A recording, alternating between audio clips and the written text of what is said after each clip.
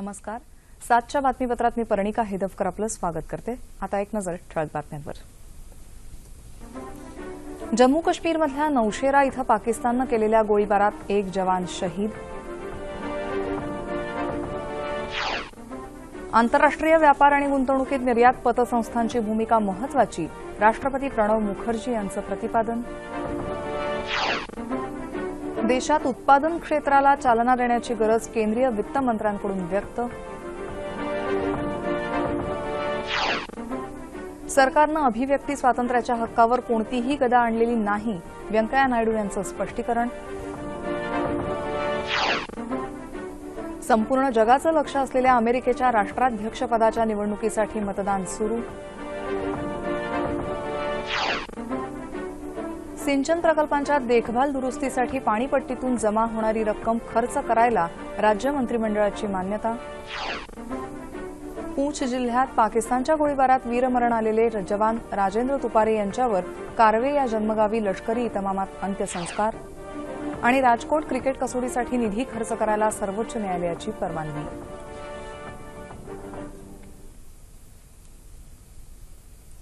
आणि आता पाहूयात सविस्तर वृत्त. शस्त्रसंधीचं उल्लंघन करत आज पुन्हा एकदा पाकिस्ताननं जम्मू काश्मीरच्या राजौरी भागात बेछूट गोळीबार केला. यात लष्करी ठिकाणं आणि नागरी वस्त्यांना लक्ष्य करण्यात आलं. राजौरी जिल्ह्यातल्या नौशेरा सेक्टर इथं पाकिस्ताननं केलेल्या गोळीबारात एक जवान शहीद झाला असून एक जवान जखमी झाला आहे. पाकिस्तानच्या गोळीबाराला भारतीय लष्करानंही चोख प्रत्युत्तर दिलं. जम्मू काश्मीरच्या पूंछ जिल्ह्यातल्या कृष्णा घाटी क्षेत्रातही पाकनं शस्त्रसंधीचं उल्लंघन केलं. इथं अद्यापही गोळीबार सुरू असल्याचं वृत्त आहे. दरम्यान पाकिस्तानकडून सरहद्दीलगत सतत सुरू असलेल्या कुरापतींच्या पार्श्वभूमीवर पंतप्रधान नरेंद्र मोदी यांनी आज नवी दिल्लीत सुरक्षा परिस्थितीचा आढावा घेतला. बैठकीला थलसेना, नौदल यांचे प्रमुख आणि हवाई दलाचे उपप्रमुख तसंच राष्ट्रीय सुरक्षा सल्लागार अजित डोवाल उपस्थित होते. कांगोममधल्या गोमा शहरात आज सकाळी झालेल्या स्फोटात 32 भारतीय शांती सैनिक जखमी झाले आहेत, तर एका 8 वर्षाच्या मुलीचा मृत्यू झाला आहे. भारतीय प्रमाण वेळेनुसार सकाळी 5:15च्या सुमाराला नियमित सराव करत असताना स्फोट झाला. कांगोमध्ये भारतीय लष्कराचे 3,500 जवान संयुक्त राष्ट्रांचे शांती सैनिक म्हणून कर्तव्य बजावत आहेत.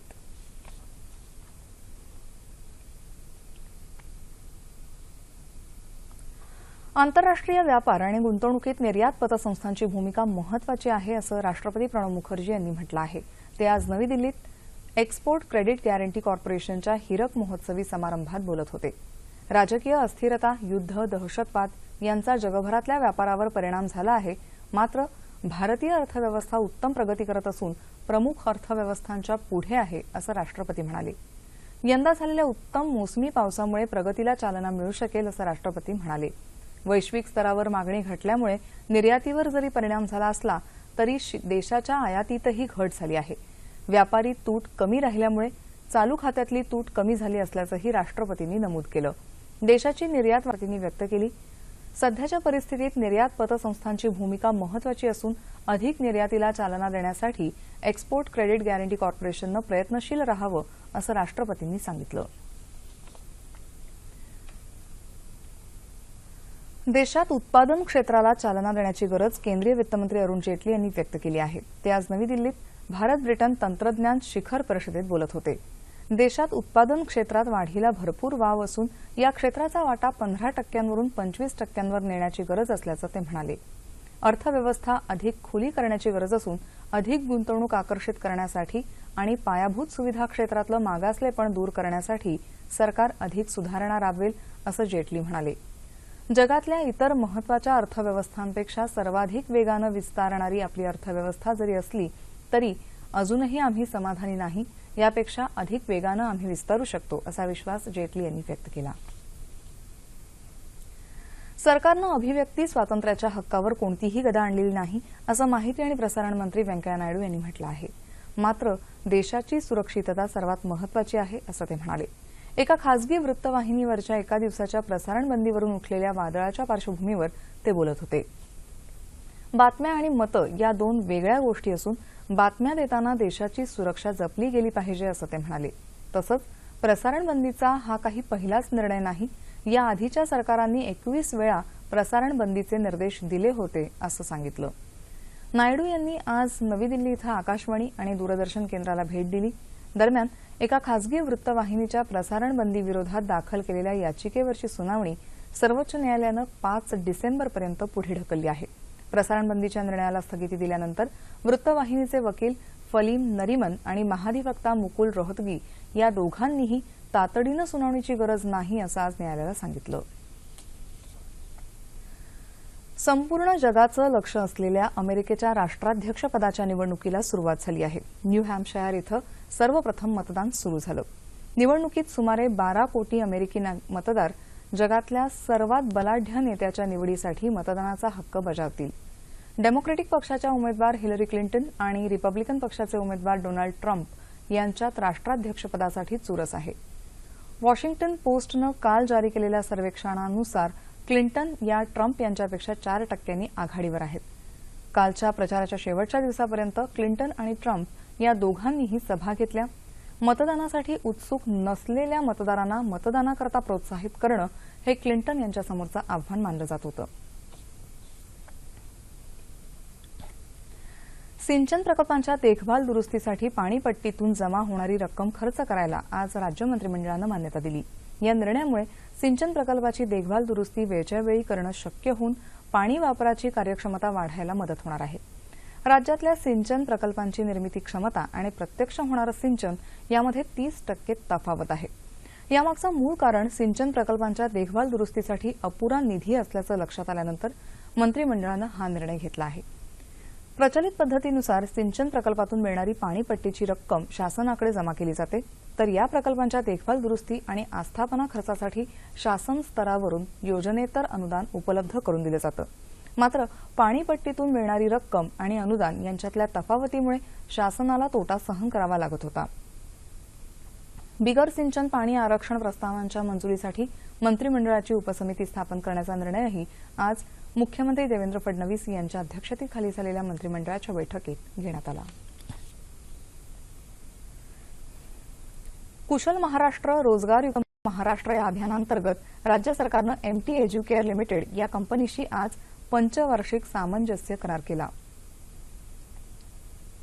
मुख्यमंत्री देवेंद्र फडणवीस यांच्या प्रमुख उपस्थितीत झालेल्या या करारान्वये राज्यातल्या 15,000 युवकांना दरवर्षी विमा, बँकिंग, अकाउंटिंग, लॉजिस्टिक्स, रिटेल आदी क्षेत्रातल्या घडामोडींबद्दल आधुनिक शिक्षण प्रणालीद्वारे प्रशिक्षण दिलं जाणार आहे। तसंच दरवर्षी 75% प्रशिक्षित युवकांना रोजगार किंवा स्वयंरोजगार मिळवून देण्याची जबाबदारीही कंपनीनं घेतली आहे। येत्या महिन्याभरात कार्यान्वित होणाऱ्या या करारासाठी शिखर संस्था म्हणून राज्य कौशल्य विकास संस्थेवर जबाबदारी देण्यात आली आहे। कोपर्डी बलात्कार आणि हत्या प्रकरणी 3ही आरोपींवर उद्या अहमदनगरच्या जिल्हा सत्र न्यायालयात आरोप निश्चित करण्यात येणार आहेत। मुख्य आरोपी जितेंद्र उर्फ पप्पू शिंदे, संतोष भवाळ आणि नितीन भैलुमे यांच्या विरोधात पोलिसांनी 350 पानी आरोपपत्र दाखल केलं असून या खटल्यात 70 साक्षीदारांची तपासणी होणार आहे। भैलुमेच्या जामीन अर्जावरही उद्या सुनावणी होणार आहे। अॅडव्होकेट उज्ज्वल निकम खटल्यात सरकारी वकील म्हणून काम पाहत आहेत। न्यायमूर्ती सुवर्णा केवले यांच्यासमोर या खटल्याच्या दुसऱ्या टप्प्याची सुनावणी कालपासून सुरू झाली आहे। सुनावणी आणि आरोप निश्चितीसाठी 3ही आरोपींना उद्या न्यायालयात हजर करण्याचे आदेश न्यायालयानं दिले आहेत। नाशिकमधली अनधिकृत धार्मिक स्थळं पाडण्याची कारवाई आज महापालिकेनं सुरू केली। न्यायालयीन निर्देशांनुसार येत्या 31 डिसेंबरपर्यंत पालिकेनं ही कारवाई करायची आहे। 2009 नंतर शहरातल्या सार्वजनिक जागेत 245 अनधिकृत धार्मिक स्थळं असून त्यापैकी 214 महापालिकेच्या क्षेत्रात आहेत। आज कारवाईला सुरुवात झाल्यानंतर सुरुवातीला स्थानिकांनी विरोध केला होता, मात्र न्यायालयाचे आदेश दाखवल्यानंतर विरोध मावळला। कारवाईत अडथळा आणणाऱ्यांवर फौजदारी गुन्हे दाखल करण्याचे आदेश न्यायालयानं यापूर्वीच दिले आहेत। टाटा समूहाच्या सुरक्षा कर्मचाऱ्यांनी प्रसारमाध्यमांच्या छायाचित्रकारांना केलेल्या मारहाणीच्या निषेधार्थ मुंबईत आज पत्रकार आणि छायाचित्रकार संघटनेनं हुतात्मा चौक ते बॉम्बे हाऊसपर्यंत मूक मोर्चा काढला। छायाचित्रकारांना मारहाण करणाऱ्या टॉप्स या सुरक्षा कंपनीबरोबरचा करार टाटा समूहानं तातडीनं रद्द करावा। जोपर्यंत ही कारवाई होत नाही तोपर्यंत हे आंदोलन सुरूच राहण्याचा इशारा पत्रकार आणि छायाचित्रकार संघटनेनं दिला आहे। बॉम्बे हाऊसजवळ पोहोचल्यानंतर हातात निषेधाचे फलक, तोंडावर काळ्या पट्ट्या आणि डोक्यावर हेल्मेट घालून सर्व आंदोलकांनी ठिय्या आंदोलन केलं। पत्रकारांवर होणाऱ्या हल्ल्यांवर पायबंद घालण्यासाठी सरकारनं तातडीनं पत्रकार संरक्षण कायदा करावा अशी मागणी करण्यात आली। दरम्यान छायाचित्रकारांना झालेल्या मारहाणीनंतर पोलिसांनी टाटा कंपनीच्या 7 सुरक्षा रक्षकांवर गुन्हा दाखल केला असून त्यांना अटक करण्यात आली आहे। आता सह्याद्री वाहिनीच्या वृत्त विभागासाठी स्ट्रिंगर्सची नियुक्ती करण्याबाबत माहिती जाणून घेऊयात।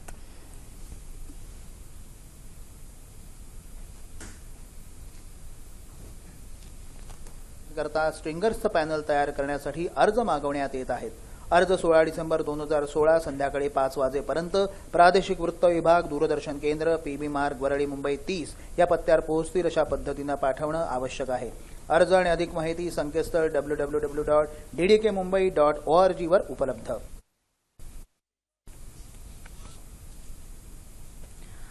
कार्तिकी एकादशीच्या निमित्तानं वारकऱ्यांच्या सोयीसाठी मध्य रेल्वेनं लातूर-पंढरपूर अशी विशेष रेल्वे सेवा सुरू केली आहे। खासदार डॉक्टर सुनील गायकवाड यांनी आज सकाळी या रेल्वेला हिरवा झेंडा दाखवला। ही रेल्वे सकाळी 7:45 वाजता लातूर स्थानकातून सुटणार असून दुपारी 1च्या दरम्यान पंढरपूरला पोहोचेल, तर पंढरपूरवरून दुपारी 2 वाजता निघून संध्याकाळी 7 वाजता ही रेल्वे लातूरला पोहोचेल। या रेल्वेचं भाडं 55 रुपये असून जास्तीत जास्त वारकऱ्यांनी याचा फायदा घ्यावा असं आवाहन खासदार गायकवाड यांनी केलं आहे। तर लातूर-पंढरपूर ही रेल्वे नियमित सुरू करावी अशी मागणी रेल्वे प्रवासी संघटनेचे अॅडव्होकेट उदय गवारे यांनी केली आहे।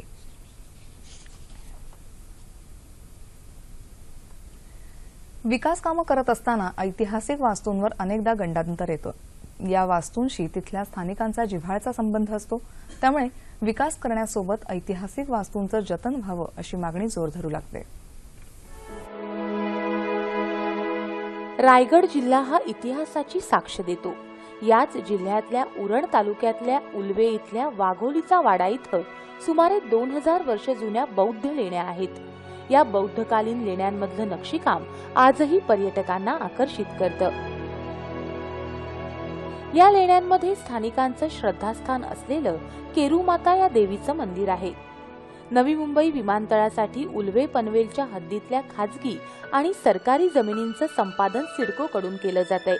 या भूसंपादनामुळे केरूमाता मंदिर आणि दापोली इथल्या राणूमाता बौद्ध लेण्या इतिहास जमा होण्याच्या मार्गावर आहेत।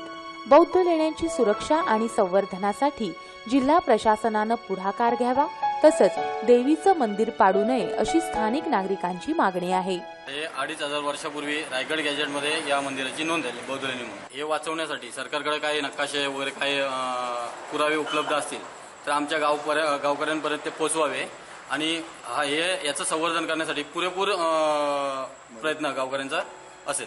या ऐतिहासिक बौद्ध लेणींच्या संवर्धनासाठी तलाठी, तहसीलदार, भूमिलेख आणि पुरातत्व विभागातर्फे त्यांचं सर्वेक्षण आणि पंचनामे करावेत, तसंच याबाबत नकाशे तयार करून या नष्ट होत असलेल्या लेण्यांचं संवर्धन व्हावं यासाठी नागरिक प्रयत्न करत आहेत। एअरपोर्ट बनतंय तर ह्याच्यासाठी काहीतरी संरक्षणात घ्यायला ही फक्त ही वास्तू सोडून बाकी सगळ्या गोष्टी जायला लोक इथले नागरिक सुद्धा तयार आहेत, पण हे मंदिर न हटावं एवढीच इच्छा आहे आमची, बाकी आम्हाला काहीच नको आहे। पनवेलच्या नायब तहसीलदार गोसावी यांना याबाबत विचारणा केली असता त्यांनी या लेण्यांबद्दल आपल्याला काहीच माहीत नसल्याचं सांगितलं। तसंच जिल्हाधिकारी कार्यालयाकडून कोणताही आदेश प्राप्त झाला नसल्याचं ते म्हणाले। इतिहासाची ही पानं मिटली जाऊ नयेत यासाठी स्थानिक नागरिकांचा लढा सुरूच आहे।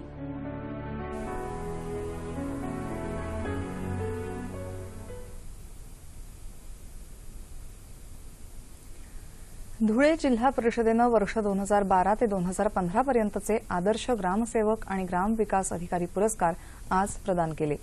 जिल्हा परिषदेचे अध्यक्ष शिवाजी दहिले यांच्या हस्ते हे पुरस्कार वितरित करण्यात आले। यंदाच्या पुरस्कार विजेत्यांमध्ये 4 महिला कर्मचाऱ्यांचा समावेश आहे। ग्रामसेवकांनी अधिक चांगलं काम करून पुरस्कार मिळवावेत असं आवाहन शिवाजी दहिले यांनी केलं। जागतिक स्तरावर सोन्याच्या मागणीत वर्ष 2016च्या तिसऱ्या तिमाहीत गेल्या वर्षीच्या याच कालावधीच्या तुलनेत 10% घट झाल्याचं दिसून आलं आहे। जागतिक सुवर्ण परिषदेच्या अलीकडच्या अहवालात ही माहिती दिली आहे। जगात सोन्याची सर्वाधिक मागणी असलेल्या चीन आणि भारत या दोन्ही बाजारपेठांमध्ये मागणीत घसरण दिसून आली. भारतात सोन्याच्या मागणीत 28% घसरण नोंदवण्यात आली. देशात सरकारची कठोर धोरणं, सोन्याच्या चढ्या किमती, ग्रामीण भागात खेळत्या पैशाला बसलेला आवर याचा परिणाम सोन्याच्या मागणीवर दिसून आला. दागिन्यांच्या मागणीतही गेल्या वर्षीच्या तुलनेत 21% घट होऊन ती सुमारे 493 टन राहिली. मात्र गेल्या 3 वर्षात पहिल्यांदाच झालेल्या उत्तम मोसमी पावसामुळे ग्रामीण भागातल्या उत्पन्नाला चालना मिळेल आणि आगामी सण तसंच लग्नसराईच्या काळात सोन्याच्या मागणीत वाढ होण्याचा अंदाज अहवालात व्यक्त करण्यात आला आहे. सोन्याच्या चढ्या किमतींमुळे ग्राहकांकडून सोन्याच्या पुनर्वापराचा कल दिसून आला. महात्मा गांधींचे पणतू कान्हू रामदास गांधी यांच्या पार्थिवावर आज सुरत इथं अंत्यसंस्कार करण्यात आले. गांधी यांचं काल सुरत इथं निधन झालं. ते 87 वर्षांचे होते. हृदयविकाराचा झटका आणि मेंदूत रक्तस्राव झाल्यानं त्यांच्यावर रुग्णालयात उपचार सुरू होते. नासामध्ये शास्त्रज्ञ म्हणून 25 वर्ष त्यांनी काम केलं होतं. अमेरिकेत 40 वर्ष वास्तव्य केल्यानंतर 2014 मध्ये ते भारतात परत आले होते. त्यांच्या निधनाबद्दल राष्ट्रपती प्रणव मुखर्जी आणि पंतप्रधान नरेंद्र मोदी यांनी दुःख व्यक्त केलं आहे.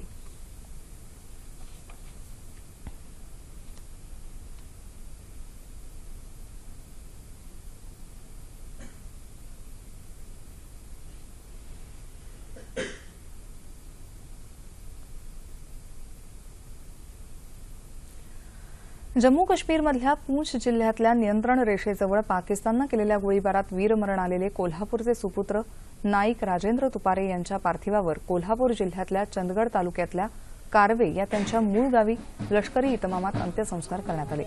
यावेळी लष्कराकडून त्यांना मानवंदना देण्यात आली.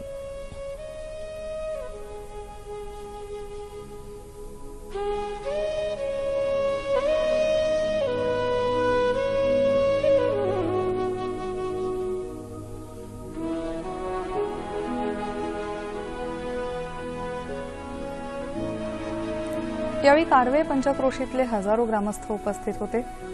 महसूल मंत्री आणि कोल्हापूरचे पालकमंत्री चंद्रकांत पाटील, आमदार संध्यादेवी कुपेकर, आमदार अमल महाडिक आणि कोल्हापूरचे श्रीमंत छत्रपती शाहू महाराज यावेळी उपस्थित होते. तुपारे यांच्या कुटुंबियांना राज्य सरकारनं 15 लाख रुपयांची आर्थिक मदत जाहीर केली आहे. दरम्यान चंदगड तालुक्यातले सर्व व्यवहार आज बंद ठेवण्यात आले आहेत.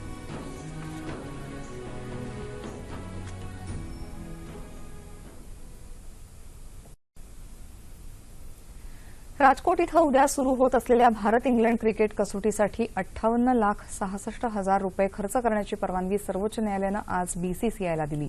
या संदर्भात दाखल केलेल्या याचिकेची सुनावणी करताना न्यायालयानं आज येत्या 31 डिसेंबरपर्यंत होणाऱ्या सर्व आंतरराष्ट्रीय सामन्यांसाठी निधी खर्च करण्याची व्यवस्था करायलाही परवानगी दिली. सामन्यांच्या करारासाठी बीसीसीआयनं किती रक्कम खर्च करावी हे ठरवण्यासाठी प्रशासन आणि तज्ज्ञांची मदत घ्यावी असंही न्यायालयानं आज लोढा समितीला सांगितलं. मात्र या रकमा कराराशी संबंधित पक्षांनाच द्याव्यात असे निर्देश देत सौराष्ट्र क्रिकेट संघटनेकडे निधी जाऊ नये असंही न्यायालयानं आज स्पष्ट केलं. लोढा समितीच्या शिफारशींची पूर्तता करण्यासंदर्भात शपथपत्र दाखल करेपर्यंत राज्य क्रिकेट संघटनांना कोणताही निधी पुरवठा करू नये असे निर्देश यापूर्वी सर्वोच्च न्यायालयानं दिले होते. या निर्णयामुळे उद्यापासून सुरू होणाऱ्या राजकोट क्रिकेट कसोटी सामन्याचा मार्ग मोकळा झाला आहे. हवामान. गेल्या 24 तासात संपूर्ण राज्यात हवामान कोरडं होतं. मध्य महाराष्ट्र आणि विदर्भाच्या काही भागात किमान तापमानात सरासरीच्या तुलनेत उल्लेखनीय घट झाली असून उर्वरित भागात किमान तापमानात सरासरीच्या तुलनेत लक्षणीय घट झाली आहे. राज्याच्या उर्वरित भागात किमान तापमान सरासरीच्या जवळपास होतं. येत्या 36 तासात संपूर्ण राज्यात हवामान कोरडं राहील असा अंदाज हवामान खात्यानं वर्तवला आहे.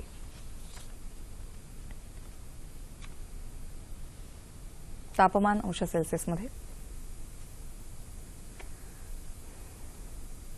मुंबई कमाल 34, किमान 17. नागपूर 33-12. पुणे 30-11. औरंगाबाद 32-15. नाशिक 31-12. कोल्हापूर 30-17. रत्नागिरी 35-19. सोलापूर 33-15. आणि अमरावती किमान 13 अंश सेल्सिअस.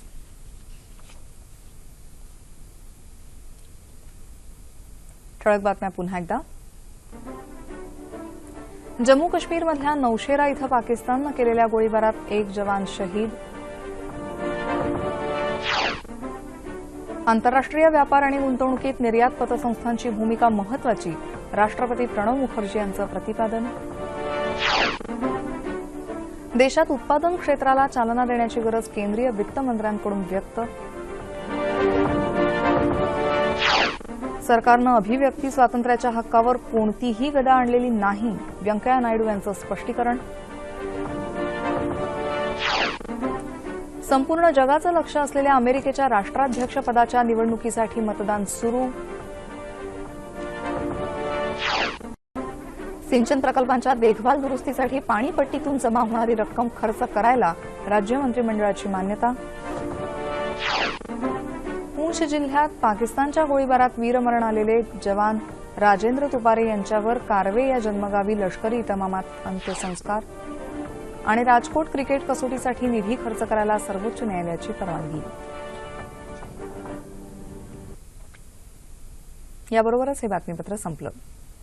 इंग्लंडच्या पंतप्रधान थेरेसा मे प्रथमच 3 दिवसांच्या भारत दौऱ्यावर आले आहेत. या दौऱ्यात भारत आणि इंग्लंड यांच्यात विविध सामंजस्य करार करण्यात आले. मे यांच्या भारत भेटीमुळे दोन्ही देशांदरम्यान संबंध अधिक वृद्धिंगत व्हायला मदत होणार आहे. याविषयी अधिक चर्चा करण्यासाठी आंतरराष्ट्रीय घडामोडींचे अभ्यासक प्राध्यापक प्रशांत केळकर यांना आज रात्री 9:30च्या बातम्यांमध्ये निमंत्रित केलं आहे. तेव्हा पुन्हा भेटूया पुढल्या बातम्यांमध्ये आपल्या सह्याद्री वाहिनीवर. नमस्कार.